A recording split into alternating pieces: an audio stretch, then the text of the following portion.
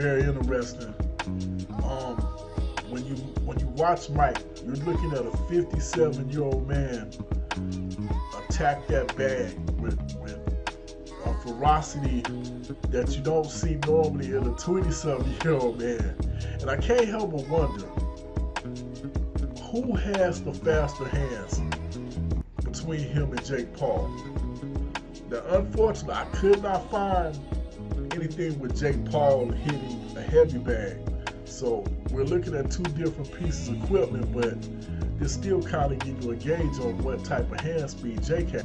With this freestanding speed bag, of course the name speed, it lets you know what Jake is working with is more about speed and timing.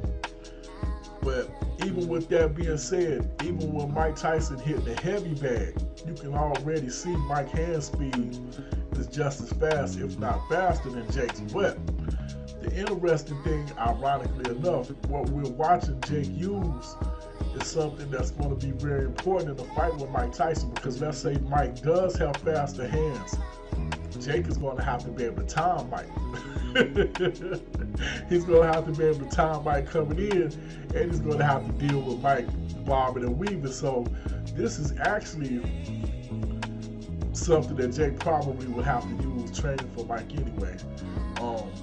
Now Mike doesn't quite have the bend that he used to with his knees or his waist, so his head movement might not be quite as what it was, of course, when he was in his 20s. But Mike is going to be trying to slip and slide coming in, and Mike is also going to try to counter Jake coming in. So, like I said, this piece of equipment is definitely something that Jake is going to be using. I mean, he probably use it anyway, but I'm saying it's going to be critical as far as what he's going to be doing, trying to do anyway in this fight with Mike Tyson. I want to know how long the rounds are going to be.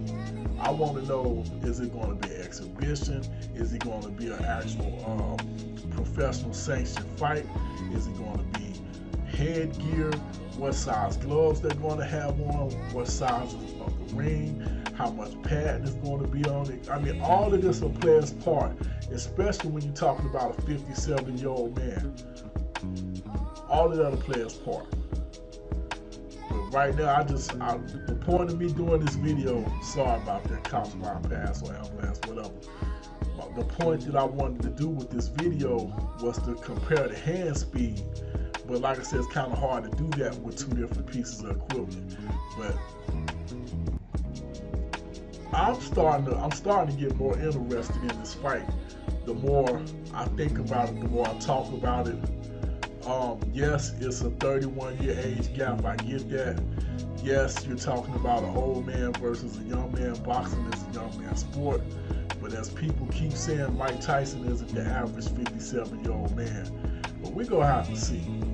And what happens to Jake if he gets knocked out by Mike Tyson? And does it put any type of stain on Mike's career if Mike loses to Jake? At 57, I don't think many people are going to really consider that Iron Mike Tyson. So I really think Mike is in a no-lose situation. Well, he could lose by getting knocked out and hurt, but besides him possibly getting seriously injured, which that is a big deal. I don't really, to me it's all upside. You're going to get a big payday. Upside, excuse me. You're going to get a big payday. You're not going to put a stain on your career. I don't think so. If anything, that Kevin McBride loss would have done that. I mean, you got a chance to possibly break records with this fight. And trust me, it's going to pay. They're going to sell.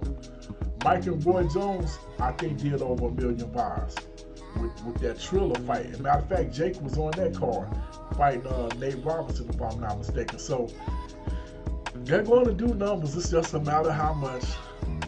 So that part makes it make sense. The dollars make it make sense.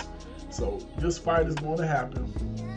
Whether we like it or not, might as well strap on in, go along with the ride.